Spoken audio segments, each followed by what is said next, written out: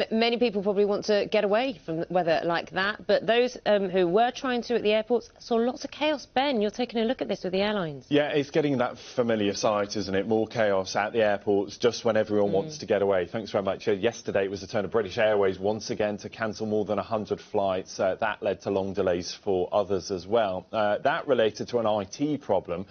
Some big questions too about what it means for your rights if you've been affected by all of this, because not least, as well as the BA issue, we've now got the Ryanair issue. Ryanair telling us that their pilots have voted to strike over 2 key weekends in August and September. So it could mean even more disruption. If you avoided the BA stuff yesterday, you could be hit by the Ryanair stuff a little later.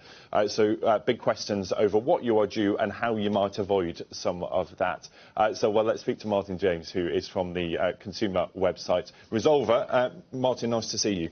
Let's talk about some of those issues, because look, there are so many things we could do to try and make this easier. We'll talk about those in a minute, but if you were caught up in the BA stuff yesterday, what are your rights to get a bit of money back? Well, the good news, Ben, is there is flight compensation. It comes under EU legislation, and for the time being and for the foreseeable future, it will continue to operate. The rules vary quite a bit, but the starting point is you get €250 if your flight is delayed over 3 hours, and that goes all the way up to €600. Now, the flight has to be from an EU country or from an EU airline, and there are a few other caveats. But in the main, if you are delayed over 3 hours, you could be entitled to money. So how do you go about getting your hands on that money? Well, the simplest thing to do is to put a claim in to the airlines. You can do it through Resolver for free. Never, ever pay for one of those claims management companies. I've heard that some of them are waiting in airports to pounce on people. They will take a big chunk of money for doing that.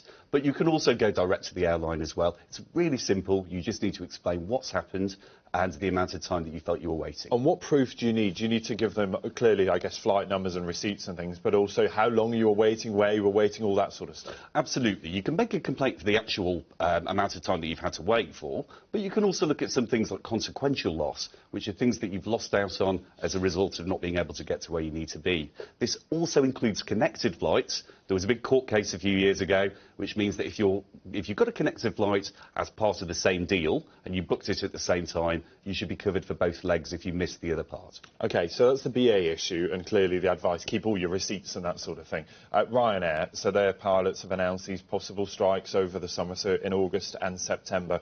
If you're looking at that now and think that's when I'm supposed to go away, can you cancel? Can you move that flight? How does that work? Well, it certainly gets a little bit tricky if you're trying to do some advanced planning. The best thing to do is to speak to the airlines, but they're not generally that forthcoming about allowing you to cancel.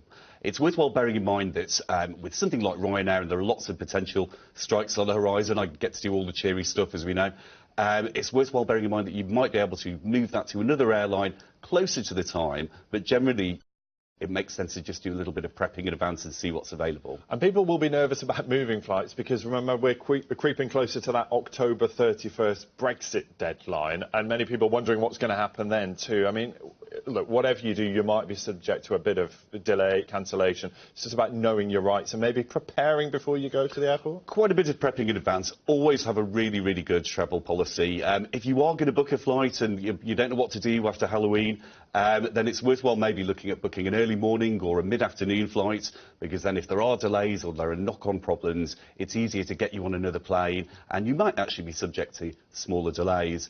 If you are stuck at the airport, though, my best advice of all is to take a battery charger for your mobile phone, because with e-tickets, you don't have to be looking at 2% of battery as you're approaching the gate. Very good advice. That's an extra level of stress, isn't it, the battery running out. Martyn, as always, really good to see you. Thanks so much. So some top tips there. And booking an early flight, I didn't know that. Book a flight early in the morning, more chance of being rebooked later in the day. Yeah, makes sense, doesn't it? Thanks very much. See? Use that.